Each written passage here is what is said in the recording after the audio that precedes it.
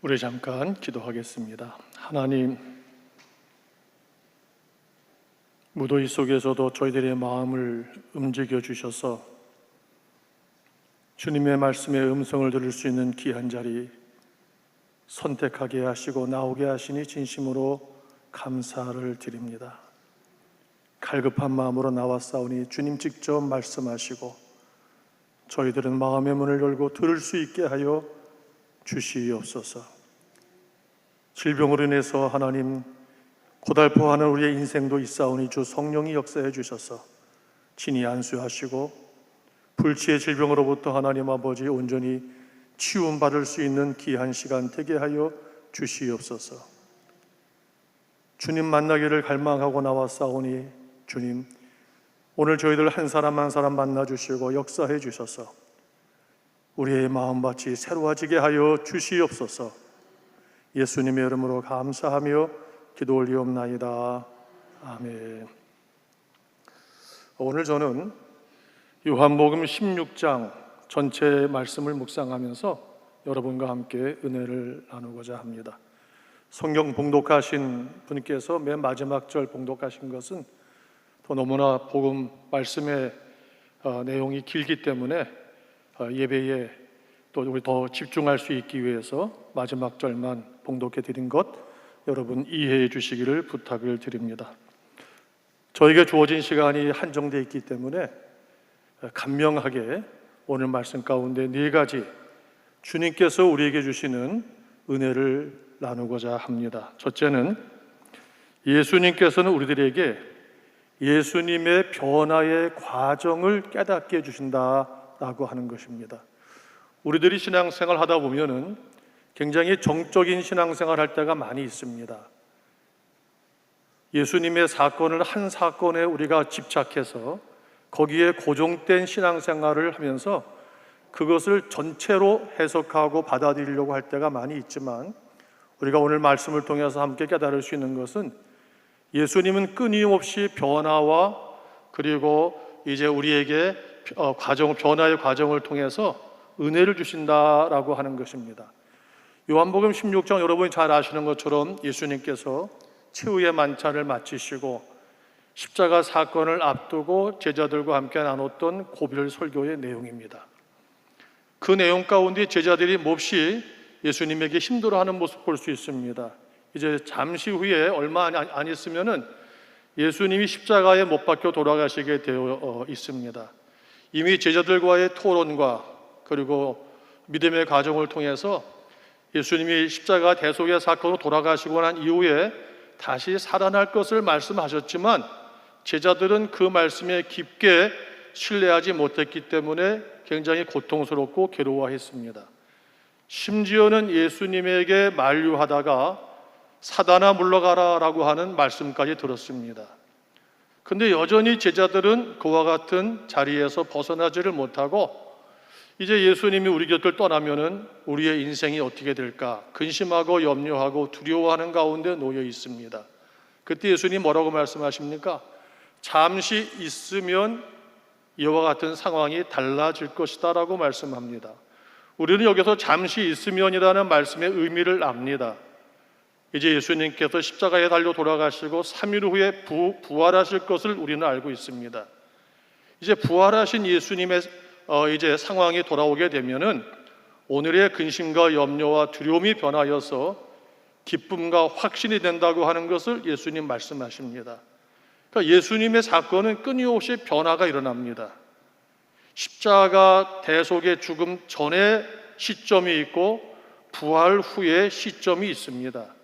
또 그것으로 끝나지 않습니다. 40일 동안 제자들과 함께 동고동락하셨습니다. 또 하늘로 승천하셨습니다. 하나님 우편에서 지금도 계십니다. 그리고 장차 예수님 또 재림하실 것입니다. 재림 이후에는 1000년 동안 왕 노릇하시게 되고 그리고 백보자 심판에 참여하실 것입니다. 그리고 거룩한 성 예루살렘에 우리들과 함께 영원히 거하시게 될 겁니다. 예수님은 탄생서부터 재림 그리고 심판에까지 끊임없는 변화의 과정을 갖고 있습니다. 오늘 우리들의 신앙의 눈도 예수님의 이와 같은 변화의 과정에 맞춰서 함께 은혜 받고 성장하고 찬양하고 전파하는 것이 온전한 우리의 신앙의 모습이다라고 하는 것이죠. 우리가 그렇지 못하고 한 곳에만 머물러 있다고 한다면 우리의 신앙은 폭이 좁은 편협한 신앙이 될 것입니다. 그러나 내가 조금 부족하다고 하더라도 예수님 전 생애를 통해서 우리의 신앙의 지평을 넓혀간다고 한다면 우리들의 신앙은 좀 더 깊이 있어지고 좀 더 우리가 노고로워지고 좀 더 깊게 신앙생활을 할 수 있을 것으로 생각이 됩니다. 오늘 그와 같은 말씀에 근거해서 여러분과 함께 은혜를 나누고 싶습니다. 예수님은 우리들로 하여금 예수님 변화의 과정 가운데 오늘도 우리를 초청하고 계십니다. 오늘 여기 계신 우리 성도님들, 아름답고 귀한 성도님들이신데 여러분들은 오늘 예수님의 변화의 과정 가운데 어느 시점에 여러분의 신앙이 머물러 계십니까? 아마 어떤 분들은 동정녀 마리아에게 예수님이 태어나신 곳에서 진행하지 못하고 거기에 머물러 계신 분도 계실 겁니다. 어떻게 예수님께서 바다 위를 걸을 수 있겠는가? 라고 하는 예수님의 기적 사건에 신뢰를 하지 못하고 머물러 계신 분도 계실 거예요. 더 나아가서는 나는 아직 부활은 믿지 못하겠는데 그런 분도 계실 겁니다. 그러나 그거는 내 입장이고 내 신앙의 수준이고 예수님은 이 땅에 오셔서 탄생하시고 공생애 하시고 기적을 일으키시고 십자가 대속의 사건으로 죽으시고 부활하시고 승천하시고 하나님 우편에 계시고 장차 재림에 오실 것입니다. 이와 같은 전체적인 예수님의 과정 가운데 오늘도 여러분의 신앙이 한 단계 더 성장하고 성숙될 수 있기를 주님의 이름으로 축복합니다. 두 번째 주시는 메시지는 예수님의 부활을 통해서 우리에게 주시는 놀라운 축복이 있다는 겁니다. 그 축복은 바로 평안입니다. 예수님이 부활하신 다음에 제자들을 만나시고 제자들에게 가장 강력하게 말씀하신 내용이 있습니다. 무슨 내용일까요? 너희에게 평강이 있을지어다라고 세 차례나 말씀을 하십니다. 물론 예수님이 부활하시기 이전에도 평안을 내가 너에게 주겠다라고 말씀도 하십니다. 그러나 부활하고 난 이후에 주시는 평안, 평강 조금 차원이 다를 듯 하다고 저는 생각을 합니다. 오늘 예수님께서 제자들에게 지금은 너희가 근심하고 염려하지만 조금 있으면 마음의 기쁨과 평안이 임할 것이다. 비유로 뭐라고 말씀하십니까? 해산하는 여인으로 비유를 하고 있습니다. 우리가 여인이 해산하기까지는 얼마나 많은 고통과 여러 가지 어려움이 뒤따릅니까? 두려움도 있고요. 그러나 그 두려움과 고통 가운데서 귀한 자녀를 출산하고 나면은 과거의 아픔과 고통은 생각하지 않고 기쁨과 감사와 환희가 그녀들의 삶을 에워싸는 것을 볼 수가 있습니다. 예수님도 그와 같은 말씀하시는 거죠. 내가 부활하고 난 이후에는 부활하기 이전과는 전혀 다를 것이다. 너희들의 믿음의 상황이 다르게 될 것이다. 그것은 평강을 누리는 삶을 살게 된다라고 하는 겁니다. 예수님께서 주시는 평강은 관념론적인 평강이 아닙니다. 우리가 흔히 불가에서 말하듯이 생로병사의 고통으로부터 벗어나는 길은 작은 자아로부터 우주적인 자아가 돼서 큰 그림을 그리게 되면 생로병사의 그와 같은 경계는 다 떠나가게 되니까 그때서부터는 이제는 깨닫는 자가 되고 해탈하는 자가 되니까 편안해질 것이다. 상당히 관념론적입니다. 그러나 예수님께서 말씀하시는 평강은 그런 평강이 아닙니다. 역사적인 상황 속에서 하나님께서 우리들에게 베풀어 주신 최고의 생명의 축복으로 우리에게 평강을 말씀하십니다. 사랑하고 아꼈던 제자의 배신을 다 용서하시고 받아들이시고 그리고 그들을 더 좋은 길로 이끌어 가시는 그런 희망과 사랑과 용서 속에 나오는 평강이고요. 온갖 핍박과 박해 속에서도 그 속에서도 하나님께서 주신 인간 구원, 죄인 구원의 사명을 이제 감당하시고자 노력하시고 헌신하심으로 주신 평강입니다. 삶 속에서 이루어지는 평강입니다.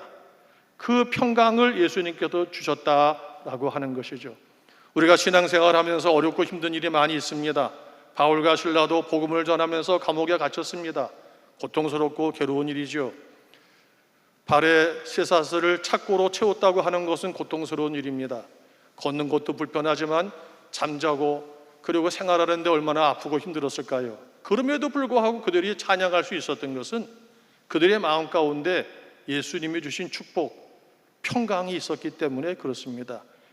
이 고통과 이 아픔은 잠시 잠깐이지만 예수님께서 부활하심을 통하여서 승리하셨던 것처럼 우리들도 곧 승리하게 될 것이다 라고 하는 확신이 있었고, 그 마음에 흔들리지 않은 안정감과 그리고 희망이 있었기 때문에 누리게 되는 평강이지요. 오늘 이 평강이 저와 여러분에게도 함께 할 수 있기를 바랍니다. 이 평강이 우리 가운데 있어야 우리가 신앙생활 할 수 있지요. 흔들리지 않을 수 있습니다. 누가 뭐라고 해도 마음에 기쁨이 있게 되는 거지요. 웃음이 떠나지 않게 됩니다. 부활하심을 통하여 주신 이 주님의 평강이 오늘 저와 여러분에게 함께 할 수 있기를 바랍니다. 세 번째는, 그럼 나는 어떻게 부활하신 예수님을 만날 수 있겠느냐라고 하는 것입니다. 제가 첫 번째 예수님의 변화의 과정을 우리가 잘 알아야 된다, 알게 하셨다라고 하는 것이 첫 번째 주신 은혜라고 그랬습니다. 지금 예수님은 어떤 상태에 계십니까? 예수님은 역사적 예수로 우리 가운데 계시지 않습니다. 지금 예수님께서는 하나님 우편에서 우리의 간구와 기도를 들으시는 영적인 자리에 존재하고 계십니다. 그런 점에서 예수님의 제자들이 예수님을 만나고 고백했던 것과는 다르게 우리들은 예수님을 만나고 고백하고 체험하고 우리가 확신하게 되는 거지요. 그 과정이 바로 기도라고 하는 과정이라고 볼 수 있습니다. 오늘 성경 말씀에서도 너희가 내 이름으로 기도해라, 내가 응답하겠다라고 말씀을 하시고, 그 응답을 통하여서 너희 마음에 기쁨이 있을 것이다라고 축복하고 계시죠. 오늘날 우리가 많은 사람들이 신앙생활하면서 조금 힘들게 신앙생활하는 이유 중에 하나가 뭐냐면은, 이미 예수님은 역사적 예수로 우리 가운데 계시지 않음에도 불구하고 역사적 예수님을 만나기를 원하고 경험하기를 원하기 때문에 우리의 노력과 헌신임에도 불구하고 예수님 경험하기가 어렵고 예수님 체험하기가 어렵다는 겁니다. 그런데 오늘 우리 예수님 만나는 가장 좋은 비결은 바로 기도와 간구에 있다, 이렇게 말씀드릴 수가 있어요. 여러분 가운데 기도하지 않고 단지 지식적으로 인식적으로 예수님을 체험하려고 한다고 한다면 언젠가는 체험도 될 겁니다. 그러나 조금 어려운 과정이 있지 않을까 생각이 됩니다. 가장 좋은 길은 기도하면서 예수님을 만나고 예수님의 손길을 경험하는 것이 예수님 만나는 가장 좋은 체험의 길이라는 사실 여러분 명심할 수 있길 바랍니다. 여러분 요즘 신앙생활을 하시면서 마음이 좀 먹먹하신 분들 계시죠? 왜 내가 이렇게 시간이 갈수록 더 신앙이 좋아져야 될 텐데 연륜이 더해질수록 내 마음은 더 공허해지고 허탈해질까? 그런 고민 가운데 빠진 분들 계실 거예요. 제가 다른 얘기 하지 않습니다. 기도하시길 바랍니다. 하나님 앞에 엎드려서 기도하는 시간이 늘어나면 늘어날수록 우리들은 주님을 만나는 체험의 수가 늘어날 것입니다. 부활주일이 될 때마다 목사들은 고민을 합니다. 교인들에게 어떻게 부활하신 예수님을 변증할 것인가? 성경의 근거를 우리가 내놓으면서 이렇게 많은 사람이 예수님 부활했으니까 여러분도 믿어야 됩니다라고 말하지만 부활하신 예수님 만나지 못한 사람은 믿지 않습니다. 부활하신 예수님 우리가 확신할 수 있는 가장 좋은 비결은 살아서 부활하신 예수님을 지금 우리가 경험하는 것이죠. 하나님 우편에서 지금도 살아계신 예수님 만난 사람은 부활하신 예수님을 부인하지 않습니다. 아, 예수님 살아계시구나, 할렐루야. 여러분 이 믿음을 가지시길 바랍니다. 우리가 사도 바울이 왜 위대한 사도가 됐습니까? 부활하신 예수님 만났기 때문입니다. 그 짧은 순간 속에서 사울을 부르시고 왜 네가 나를 이렇게 핍박하냐고 물으셨을 때 사울은 그 속에서 예수님 만납니다. 무슨 예수님입니까? 부활하셔서 살아계신 예수님의 음성을 듣고 그는 십자가 대속의 예수님과 부활하신 예수님을 만나면서 그의 인생의 변화가 일어났던 거죠. 여러분, 이 은혜가 저와 여러분에게도 함께 할 수 있기를 바랍니다. 예수님 부활하셨습니다. 예수님 부활하시고 지금도 살아 계십니다. 하나님 우편에서 오늘도 우리의 기도 가운데 응답하시고 일하고 계십니다. 여러분, 이 경험을 기도를 통해서 꼭 하실 수 있기를 바랍니다. 할렐루야. 제가 여러분에게 지금 중요한 말씀 드리는 거예요. 제가 은퇴해 놓고 보니까요, 더 신앙이 더 좋아지더라고요. 하나님 앞에 더 엎드리게 되고 기도하게 되고 말씀에 집중하면서, 시무 목사였을 때 교인들에게 증거하지 못했던 아쉬움이 많이 남는데, 그 중에 오늘 본문의 말씀을 통해서 드리는 이 말씀도 그 가운데 하나였습니다. 여러분, 오늘 말씀 속에서 은혜가 많이 있으시길 바랍니다. 마지막 네 번째는, 이제 우리가 예수님의 때를 통해서 우리의 신앙의 지평이 넓혀지고 예수님의 부활을 통해서 세상에서 경험하지 못하는 평강의 마음의 기쁨과 안식과 희망과, 그리고 정말 무한한 긍정의 그 힘을 느끼게 되고, 세 번째는 기도 가운데 부활하신 예수님을 우리는 체험하고 만나게 됩니다. 마지막 네 번째는 성령의 역사를 통해서 우리는 예수님 안에 평안을 누리게 됩니다. 예수님께서 이제 승천하시고 십자가에 달려 돌아가시고 승천하시면서 우리에게 보혜사 성령을 보내주시겠다고 그랬습니다. 한자어죠. 저도 신학교 다니면서 보혜사해서 이게 어느 나라 말인가 그렇게 생각한 적도 있었는데, 한자 말입니다. 우리가 파라크레이토스라고 하는 신한말을, 우리를 지켜주시고 보호하시고 은혜를 주시고 가르치시는 능력이 많으신 성령님, 그 성령님이 이 땅에 오시는데, 그 성령님이 역사적 예수님의 자리를 대신해서 우리를 영적으로 끊임없이 자극하고 주님에게 반응하도록 우리를 이끌어 가시는 분이십니다. 성령께서 오셔서 하시는 일은 어떻게 보면 단순합니다. 예수님 알게 하는 겁니다. 예수님 말씀 기억나게 하는 겁니다. 예수님 가르치게 하는 겁니다. 이게 성령께서 하시는 거고, 성령께서 예수님의 영광을 드러낸다고 하셨습니다. 성령이 강하게 역사하는 사람에게 나타나는 이른바 성령 충만의 은혜는 어떻게 나타날까요? 예수님의 마음과 예수님의 정신을 가지고 살게 합니다. 오늘날 우리 한국교회가 여러 가지 잘못된 점이 있지만 그 중에 하나가 성령에 대한 이해라고 생각합니다. 성령은 우리로 하여금 예수님의 마음과 예수님의 정신과 예수님의 사상으로 투철하게 살아갈 수 있도록 깨닫게 하시고 붙잡아 주시고 은혜도 주시고 가르쳐 주셔서 우리를 이끌어 가시는 분이 바로 성령님이고 성령 충만입니다. 성령 충만한 사람은요, 예수님의 사랑으로 예수님의 은혜로 살아가는 사람이 성령 충만한 사람입니다. 그런데 여러분, 제가 드리는 말씀 좀 잘 들어보세요. 예수님이 이 땅에 왜 오셨는가를 우리가 알아야 됩니다. 예수라고 하는 이름은 하나님은 구원이시다라는 뜻도 있지만 죄인을 구원하는 뜻도 있습니다. 죄인을 구원한다. 그러니까 예수라고 하는 이름 자체가 죄인을 구원하는 그런 정체성을 가지고 있는 겁니다. 하나님께서 예수 그리스도를 이 땅에 성육신해서 보내신 것은 죄인을 구원하려고 보내신 겁니다. 하나님의 공의, 하나님의 정의는 죄인이 적고 의인이 많을 때는 의인 중심적인 정의와 공의를 말할 수 있지만, 세상이 다 죄인으로 뒤덮여 있기 때문에 이 죄인을 구원한다고 하는 것이 또 다른 하나님의 정의가 되는 겁니다. 하나님의 공의. 예수님께서 이 땅에 오셔서 하신 가장 중요한 일은 뭡니까? 십자가에서 죄인들을 위해서 대속의 제물로 죽으시고 부활하심을 통하여 십자가의 대속의 사건을 믿고 고백하고 예수님의 부활에 동참하는 자로 하여금 죄의 사슬에서 벗어나 해방되고 의인의 삶으로 주님의 영생의 삶에 참여토록 하는 것이 예수님의 가장 중요한 목적이었습니다.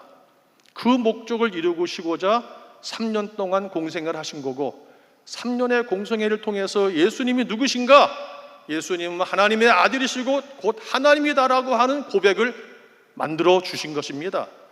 그 고백이 있기 때문에 우리는 십자가에서 100번 순교해도 온 인류의 죄를 대속할 수 없지만, 예수님은 십자가의 단번의 죽음을 통하여 영원한 인류의 죄를 속죄, 속량, 값을 치러주시고 우리를 의인으로 만들어 주신 겁니다.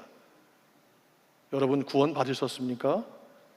네, 구원받은 사람은 이걸 압니다. 죄 때문에 너무 고달프고 힘들고 어렵고 괴로웠습니다. 멀쩡하게 살면서도 죄로 인해 가지고 항상 죽음의 두려움과 공포 가운데 살았고 마음에 불편함이 있었습니다. 그 죄로부터 벗어나는 것이 꿈이었는데 벗어날 길이 없으니까 결국은 죽음을 생각하는 겁니다. 죄의 싹은 사망이라고 하는 걸 여기 앉아 계신 분 가운데도 경험한 분도 있을 겁니다. 그 죄의 싹은 사망인 상황에서 어느 날 십자가 예수 그리스도께서 내가 네 죄를 다 짊어지고 네 대신 죽을 테니까 너는 나와 함께 살자고 하는 대속의 사건을 체험하는 그 순간에 우리의 영혼은 자유를 얻습니다. 진리가 너희를 자유케 하리니, 진리는 십자가 예수 그리스도의 대속의 사건이 진리입니다. 믿으시길 바랍니다. 이 믿음이 있게 되면은 그 마음 가운데 아까 제가 말씀드렸던 부활하신 예수님을 만나는 최초의 경험이 일어나면서 마음에 평강이 임하게 되고 두려움이 사라지고 되고 열등감이 사라지게 되고 비로소 하나님의 자녀로서의 자유로운 삶을 살기 시작하게 되는 것입니다. 그 은혜가 오늘 저와 여러분에게 함께 할 수 있길 바랍니다. 그런데 그렇다고 한다면 예수님의 십자가의 보혈로 구원받은 우리들에게 어떤 마음이 생겨야 되는가? 사도 바울은 예수의 영을 받지 않은 자는 예수의 그리스도인이 아니라고 그랬습니다. 바울이 얘기한 것처럼 그리스도의 마음을 품지 않고서는 그리스도인이 아닙니다. 그러면 그리스도인은 어떤 그리스도의 마음이 그 속에 들어올까요? 대속의 마음입니다. 할렐루야! 대속의 마음입니다. 죄인을 바라볼 때마다 저 사람을 내가 어떻게 하면은 하나님이 기뻐하는 의도로 만들 수 있을까? 내 재능, 내 시간, 내 물질, 내 헌신, 내 희생을 통해서 우리 가정에서, 우리 직장에서, 우리 이웃사회 속에서, 우리 국가에서 죄로 인해서 생기는 모든 이 어려운 문제로부터 한 사람 한 사람 죄인을 의인으로 만들기 위해서는 나는 어떻게 예수님처럼 살아가야 할까 하는 것을 우리는 묻게 되는 겁니다. 물론 병도 고쳐야 됩니다. 그리고 가정의 여러 가지 인간관계 문제도 해결해야죠. 그러나 신앙의 기본, 기독교의 기본은 죄의 문제를 어떻게 해결할까 하는 것입니다. 예수님이 이 땅에 오신 것은 죄인을 구원하려고 오신 것입니다. 이 본질에서 여러분 벗어나지 마시기를 바랍니다. 그런데 말이죠, 교회가 묘해요. 우리 개신교는 지금도 성찬을 한 달에 한 번 절기 때마다 하지만 원래 성찬은 예배 때마다 드리는 것이 어떻게 보면 원칙이죠. 언젠가 이것이 변한 거지요. 또 변한 게 있습니다. 세족식이 바뀌었습니다. 초대교회 때는 모일 때마다 세족식을 했습니다. 그리고 상대방의 발을 닦아주고 때를 닦아주면서 대속의 의미를 남아 되새김질했을 것입니다. 내가 너의 더러운 그 때를 대신 닦아주고 깨끗한 발로 이 세상을 살았으면 좋겠다. 근데 이 세족식이 상당히 이제 그 마술화되고 신비화되면서 중간에 이 세족식이 사라졌다고 하는 교회사의 연구가 있습니다. 상당히 아쉽습니다. 1년에 한 번 세족식을 하면서도 사실은 세족식을 안 하지요. 세수식을 합니다. 발은 안 닦아주고 엉뚱한 손만 닦아주는 경우가 많지요. 그러나 발과 손은 벌써 상징적인 개념부터가 다르지 않습니까? 예수님께서 제자들에게 말씀하시기를 너희들이 나를 따라오려면, 진짜 제자가 되려면 자기를 부인하고 자기 십자가를 지고 나를 쫓을 것이다 그랬습니다. 그런데 말이죠, 예수님의 십자가는 대속의 십자가인데 예수님이 제자들에게 짊어지고 오라고 하는 십자가는 대속의 의미가 없어졌습니다.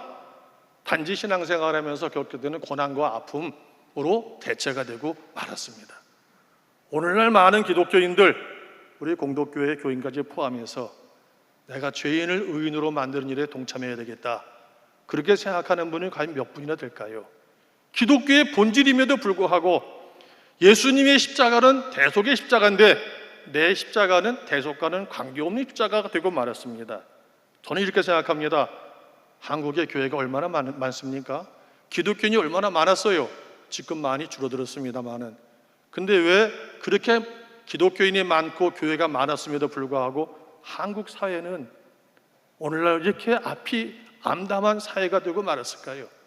제가 오늘도 전주에서 올라오면서 이제 서울역에서 내리고 여기 공덕동까지 오는데 전철을 알아보니까 종로 상가까지 가서 다시 갔다가 1호선을 타라고 하기도 하고 용산역에서 경의중앙선을 타라기도 하고 그래서 너무 좀 복잡해가지고 택시를 타고 왔습니다.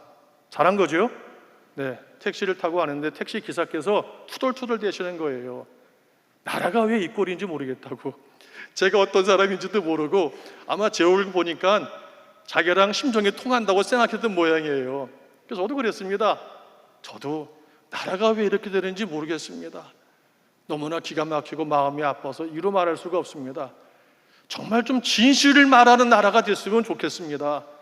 국민들을 여론전에 쏟아부어가지고 눈 가리고 아웅하는 식으로 하지 말고 정말 진실되게 깊이 있게 정책도 연구하고 시간이 걸리더라도 정말 진중하게 국민들에게 설득할 수 있는 내용을 내놔야지.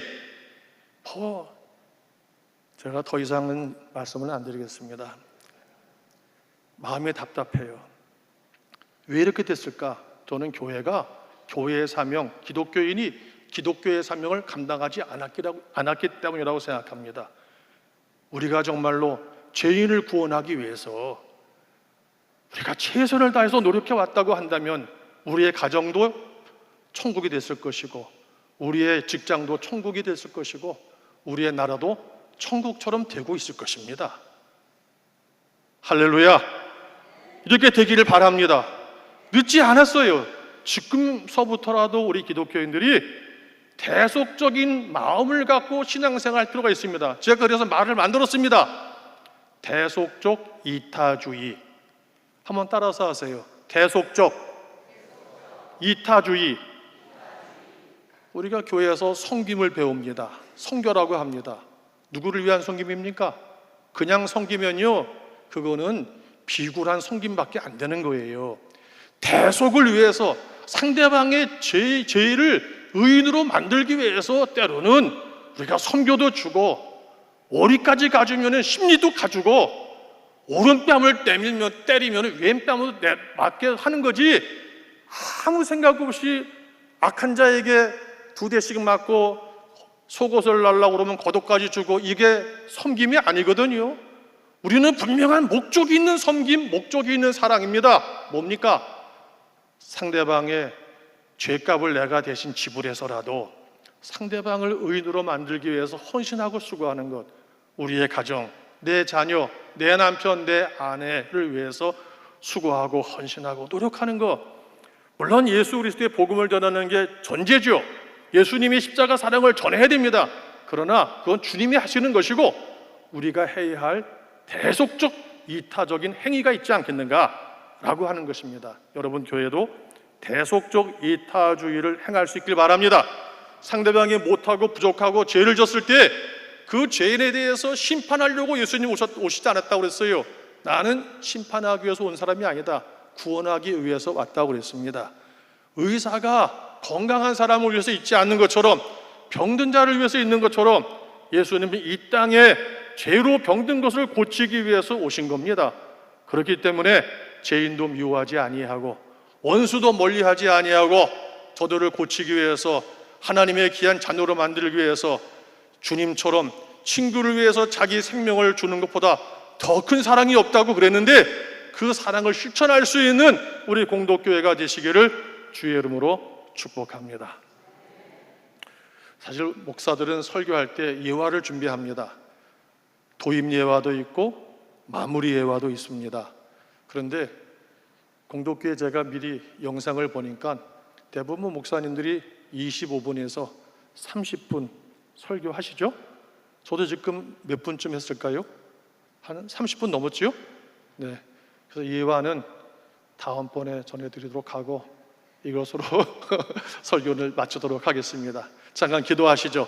은혜와 사랑의 하나님, 오늘 주의 말씀이 사랑하는 성도들 옥토야밭에 뿌려진 줄로 믿습니다. 부활하신 주님 꼭 만나게 하시되 기도 가운데 만나게 하여 주시옵소서. 부활하신 주님을 통해 주신 평강이 우리 마음에 충만하게 임해서 내 마음이 힘들고 고통스러운 것은 환경 탓도 아니요 남 탓도 아니요 내 마음에 주님의 평강이 없음으로 인함이니 주님의 평강이 충만히 임하게 도와주셔서 베풀고 아버지 나누고 하나님 아버지 서로 사랑하는 역사가 일어나게 도와주시고 가장 중요한 우리 신앙인의 사명 대속적 이타주의를 실천할 수 있는 우리 공동교회 모든 성도들 되게 하여 주시옵기를 예수님의 이름으로 감사하며 기도 올리옵나이다. 아멘.